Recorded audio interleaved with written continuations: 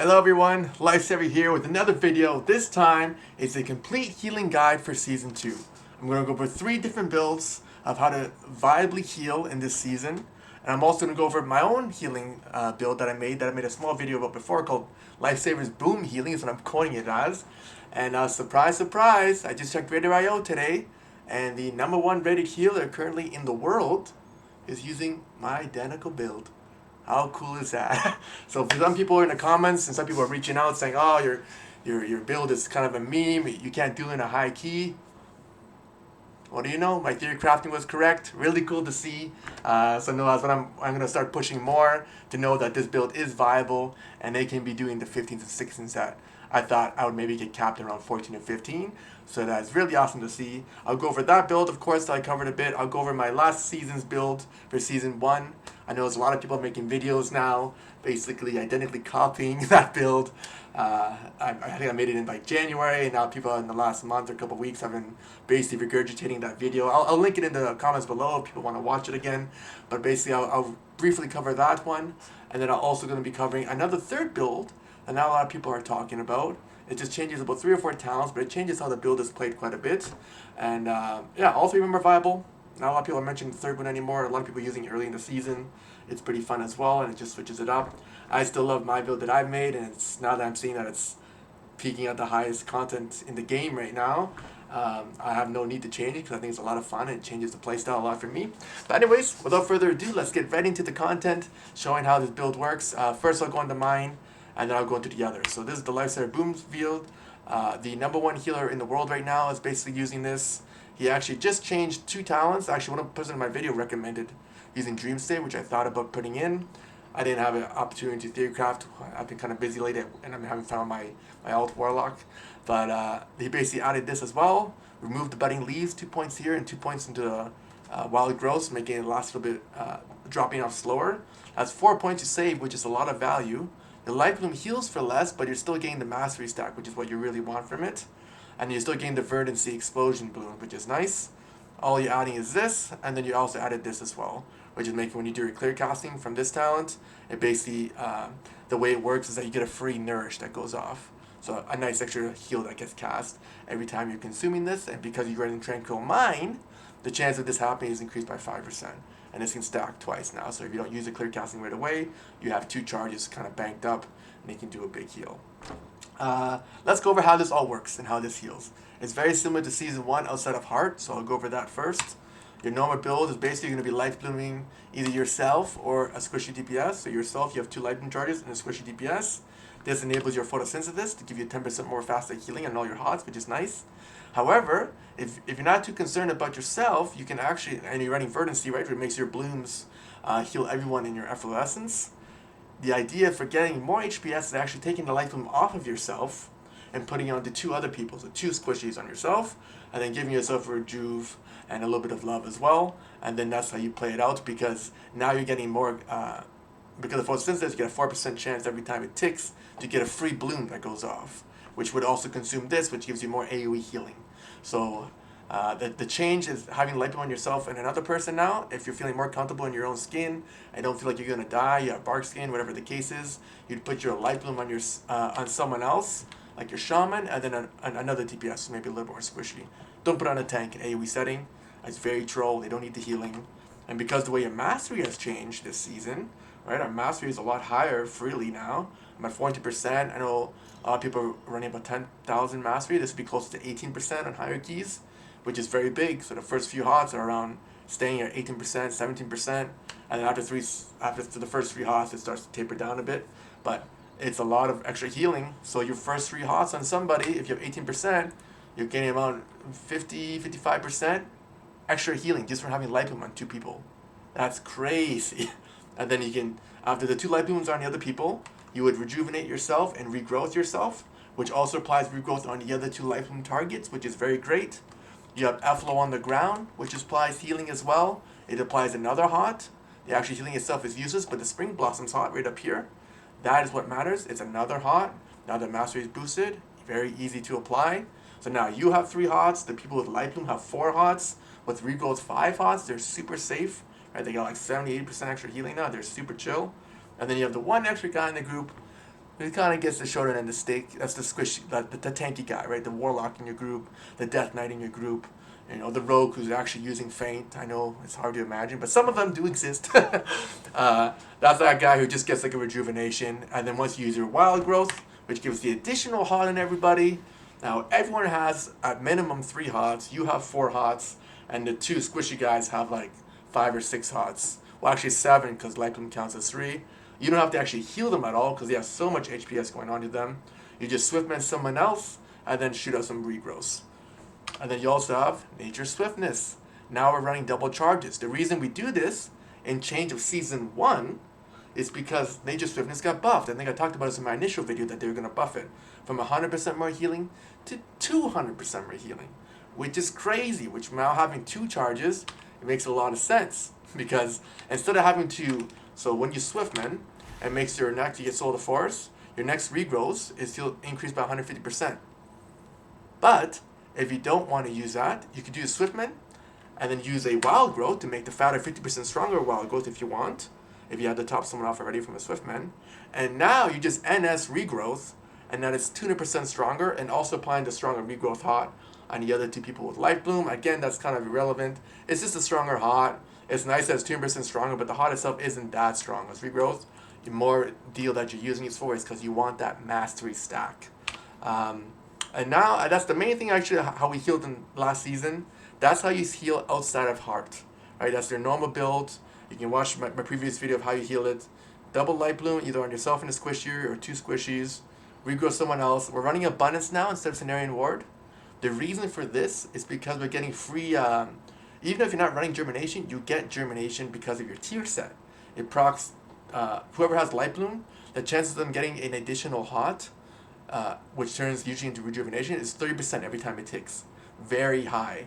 So they basically get a free extra hot as well, and they can tick again to give an additional hot, which gives you Germination even though you don't run it. Which is why I feel Germination is kind of an overkill, because now you're running, what, a third Rejuvenation? It's just not needed. You still get Germination without running it because of the tier. So because of this, I feel like this is kind of an overkill talent. A lot of people in the beginning were running this. Some YouTube videos are saying you have to run Germination. You're trolling if you don't. No, they just didn't run without it, so they didn't know what they were talking about. But at the end of the day, if you want to get the extra hot, that's fine. But your tier will give you still this extra hot. You don't need this talent. Anyways, that is how we heal, right? That's the basis of what to do. We have F on the ground. Let's say, I used to say 10% more healing, but now it's like closer to 15 to 18%. You put a tree out. That's 5% more healing for having the tree out, and he's doing little heals. And then you have Light Bloom on the 2 squishies, Rejuvenation on the 3rd, and regrowth yourself. So now yourself has 1 hot from the Spring Blossoms, 1 from the regrowth. Your 2 other guys has regrowths and Light Blooms, and they're probably going to proc a free Rejuvenation. So they physically don't need any hard cast heals for the AoE damage. They're so juiced up. And then you're going to swip in yourself when the damage starts. Fatty Wild Growth to give everybody an extra 3rd hot. And then you just spam 2 regrowth probably on yourself and on the other DPS, who's tanky but has less value on them. Easy peasy. But what makes this build super fun, and it makes the very different from how Druid has played in actually quite a few years. Not since like Shadowlands Season 1, I think, is the last time they played like this. Is now we get to go Boomkin. That was added in this season. Which is why it makes Dream of Cenarius and using Heart very viable. Not only for really strong damage, but incredible healing output. Alright? So every minute when you're running Call of the Elder Druid, you go into Heart. This is activated by using your Star Surge. Right? The reason you do this is to put you into Heart of the Wild. So for 15 seconds, and of course this is a 1 minute cooldown, which lines up perfect with your Convolk window. So you're going to Star Surge to put you into Heart of the Wild. Beforehand, you probably want to cast a Wrath, because I'm running Fluid form, it puts me in Boomkin form.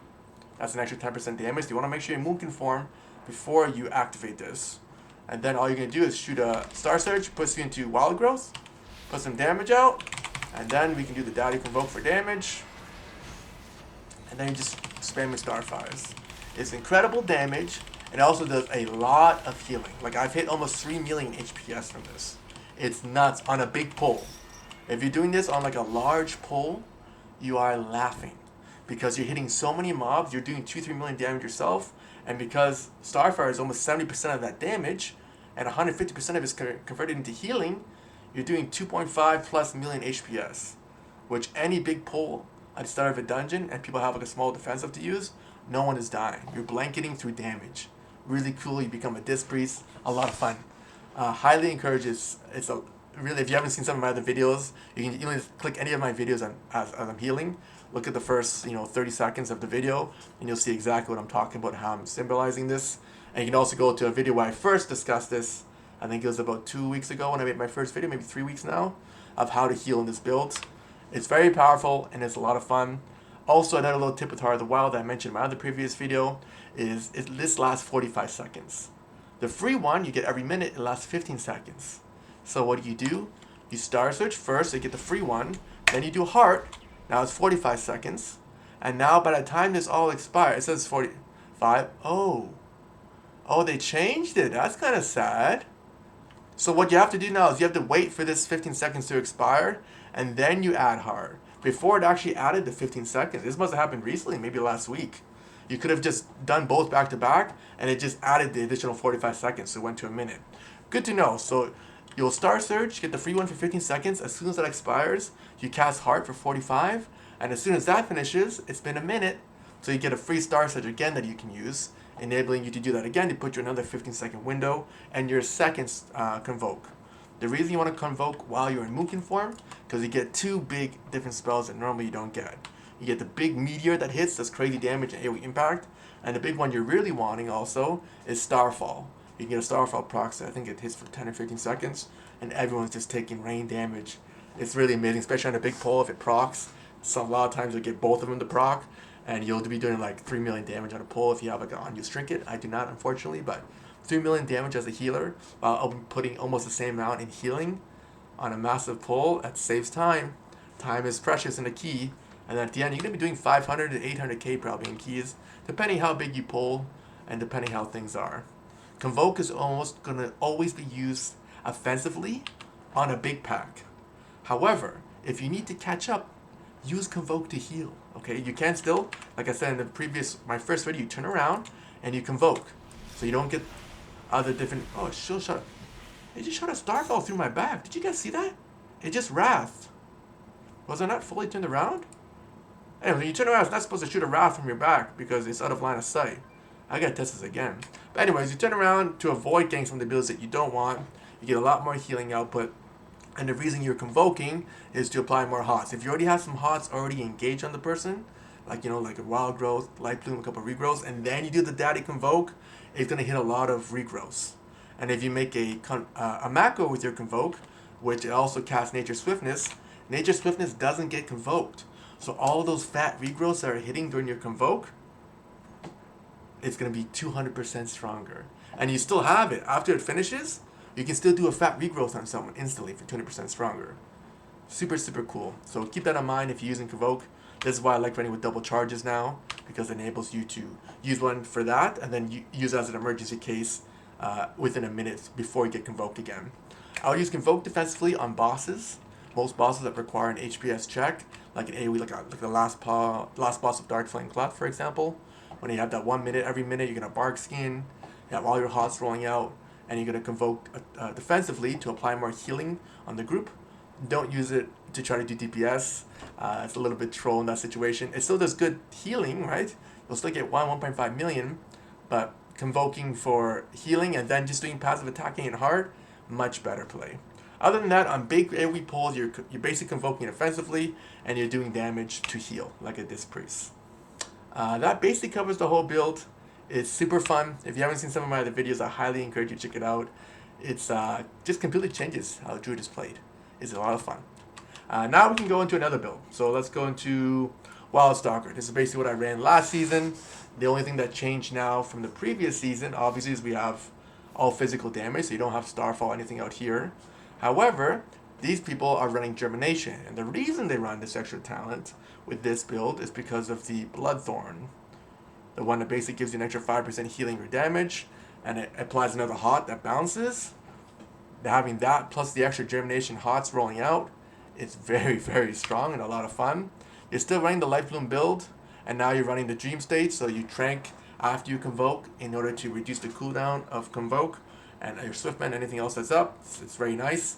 It just allows you to get, I think, like 3 more Convokes in a key, which is nice. Maybe 4 more Convokes, depending how it plays out, how long the key is. But this is why you're running this.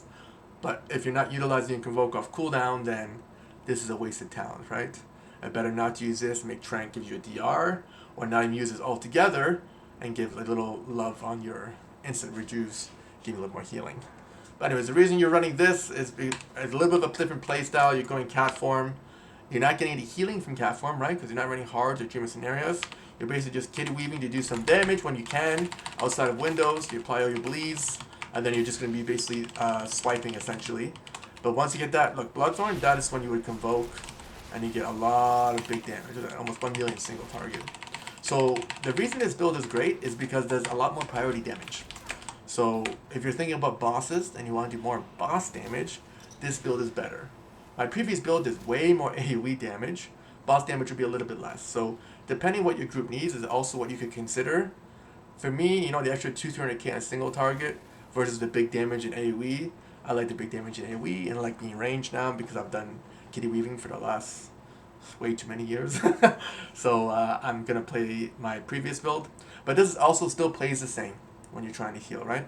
You're still applying your double light blooms, right? You're still applying light bloom either on yourself for the extra 10% or light bloom on 2 squishies to get more verdancy procs. It all depends how you want to play it. But the playstyle of actual healing does not change with this build as a keeper. The only difference with my keeper build is you heal differently when you have Marcus, what's it called? Called the little Heart of the Wild or the big Heart of the Wild, because you're going to be doing big damage. And that big damage is going to be healing through dreamer scenarios. You don't have that anymore. So now you're basically, your build is you're applying some bleeds out, then you're doing your normal healing. Make sure your hots, when hots are rolling, right? If your light blooms, everything is out, everyone's juiced, you go into cat form, throw out your bleeds. If it's a big pack, it's not even worth throwing bleeds out, you're just swiping because there's too many targets. And yeah, that's it, right? I don't know what swipe is. That's this ability. You basically just spam this, right? This is pretty great damage, but almost 600k just on a single target. The issue with this is that you eventually run out of energy, which is why running Dream in cat form isn't viable, because you're going to run out of energy and you can't just spam attack to heal.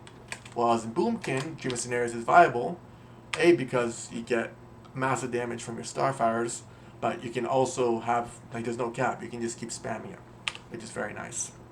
Other than that, there is one more build that actually wasn't discussed, and I'm going to go over real quickly here.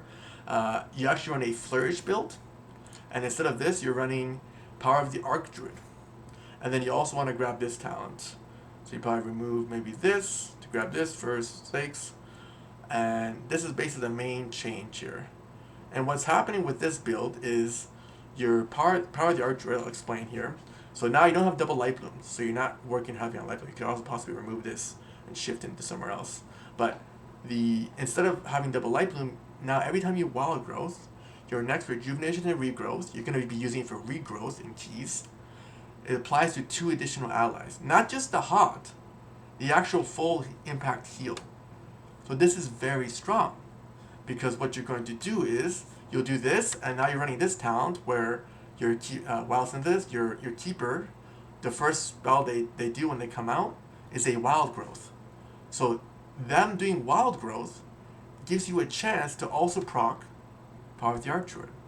So the way to almost guarantee this, it's not, there's still a chance it doesn't happen, and when it doesn't happen, I think people just die, and that's why people aren't running this build anymore, because the chance where this doesn't happen. But the idea behind it is you summon a keeper, and at the same time you're casting wild growth, and now the little keeper man summons a wild growth, you do wild growth, both of them have a 60% chance to give you Power of the Archdruid. The idea is that one of them do hit, and if they do, your next regrowth, you do an NS regrowth, and if the 2% stronger regrowth that's going to top you and 2 other people that are close by, boom, they're like full health, doesn't even matter, it's amazing. However, if that doesn't proc, you are cooked, especially in higher keys, and I think that's why people shifted out of this build.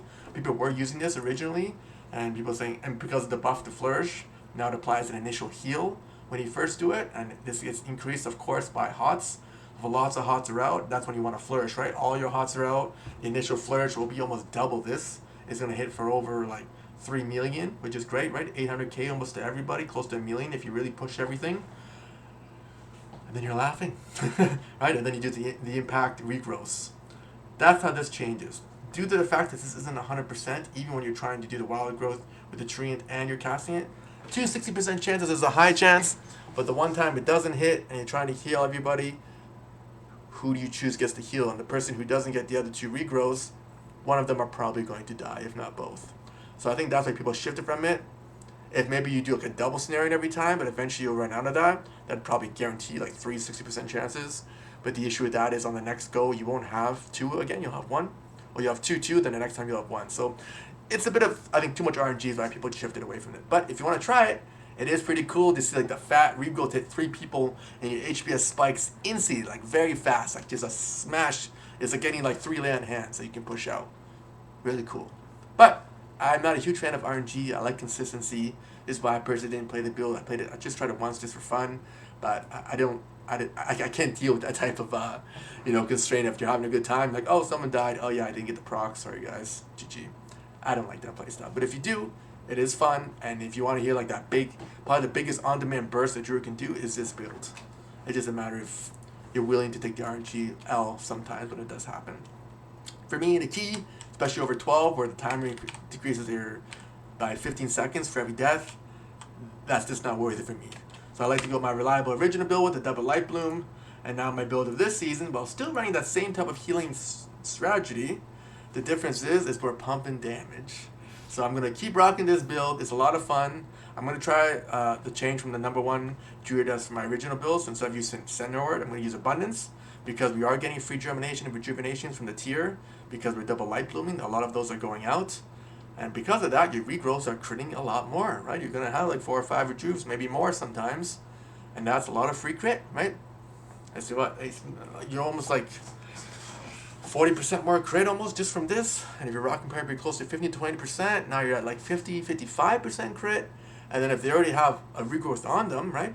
Because they already applied it from before the damage goes out, you do a regrowth on yourself and 2 other people of light bloom get it. You get an additional 40%. So now your regrowths on at least the 2 people with light bloom and yourself who have already a regrowth before the damage comes out, it's basically a 100%, 90% chance that you're going to crit on regrowth. That is very strong. So I'm going to try running this instead of a scenario ward. I love my send ward, so I'm kind of sad to see it go. But this does make a lot of sense because of the way tier works.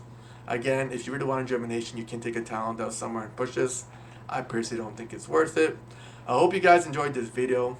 I wanted to share the different viable options that we can play. And it's nice to see that my theory crafting turned out to be on top. Minus the 2 talent changes here and here. But yeah, super excited to do this. I hope you guys enjoyed the video. And yeah, I want to see you guys top some keys. If you guys have any questions in the video below, you want to ask about different talent builds, or maybe more of a breakdown of some of the other builds that I kind of skimmed over a little bit more, asking how it all really plays out, feel free to message me in the comments. I'm trying to be pretty up to date on that. Other than that, I'll keep sharing some keys that I do over the next little while. And yeah, have a good time, guys. Peace.